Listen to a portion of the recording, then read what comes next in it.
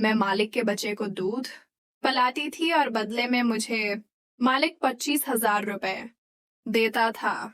एक दिन वो कमरे में आया और कहने लगा कि अगर तुम आज मुझे पीने दो तो मैं तुम्हें 1 लाख रुपए दूंगा। ये सुनकर मैंने फौरन लाइट ऑफ कर दी और फिर रात भर वो जोश से पीता रहा।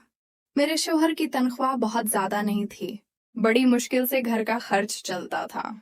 फिर मेरा एक छोटा सा बच्चा भी था जिसे छोड़कर मैं घर के काम काज के लिए बाहर नहीं जा सकती थी, न ही कहीं नौकरी कर सकती थी। एक दिन मेरी पड़ोसन ने मुझ से ऐसी बात कही जिसे सुनकर मैं सोच में पड़ गई। उसने कहा कि कुछ लोग हैं जिन्हें अपने बच्चे के लिए माँ की जरूरत है। वो लोग बहुत अमीर हैं और अपने बच्चे से बहुत मोहब्बत करते हैं। अगर तुम उनके बच्चे को दूध पिलाओगी तो वो तुम्हें बहुत अच्छी कीमत देंगे।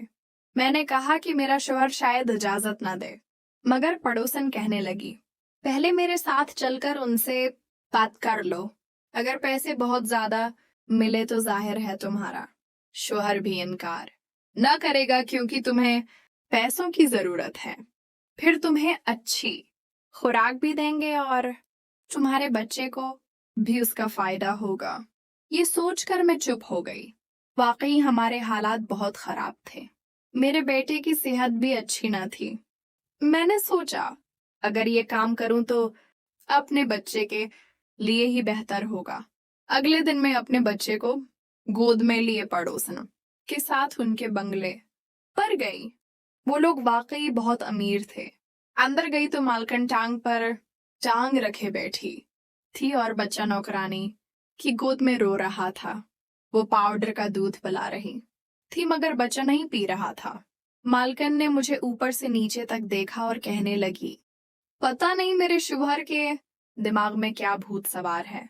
आजकल सब लोग डब्बे का दूध पिलाते हैं और बच्चे पल जाते हैं। फिर कहने लगी, ये मसला मेरा नहीं, शौहर से बात कर लो। और वो शॉपिंग के लिए बाहर चली गई। कुछ देर बाद मालिक आए और पड़ोसन से पूछा कि क्या ये वही औरत है। पड़ोसन ने कहा, जी हाँ।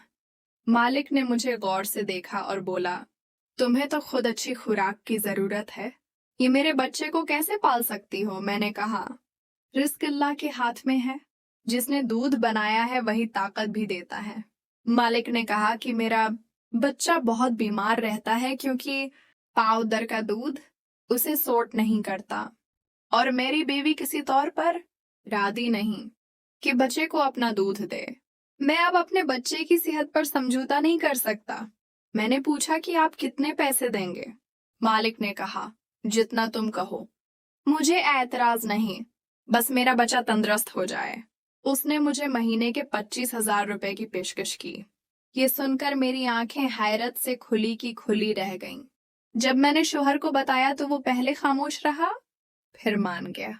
अगले दिन मैं बच्चे को गोद में लिए वहां गई। मालिक ने मुझे बेटा पकड़ा दिया और कहा कि आज दिन भर यहीं रहना पड़ेगा। मैंने बच्चे को दूध पिलाया, वो सुकून से सो गया। मेरा अपना बच्चा मुझे देख रहा था मगर मैं मजबूरन उसे दौर करती रही। मेरे दिल पर बोझ था मगर हालात ने मजबूर कर दिया था। कुछ दिन बाद नौकरानी मेरे लिए दूध और फल लाने लगी। कहने लगी कि मलिक का हुक्म है कि तुम अच्छी खुराक लो ताकि बच्चा तंदुरुस्त रहे। सालों बाद मैंने एक गिलास दूध पिया। आंखों से आंसू बहने लगे। मैं सोच रही थी कि कल तक एक एक नवाले को दृष्टि थी और आज मेरे सामने दुनिया जहान की नेमतें हैं। बस इस बच्चे की बदौलत।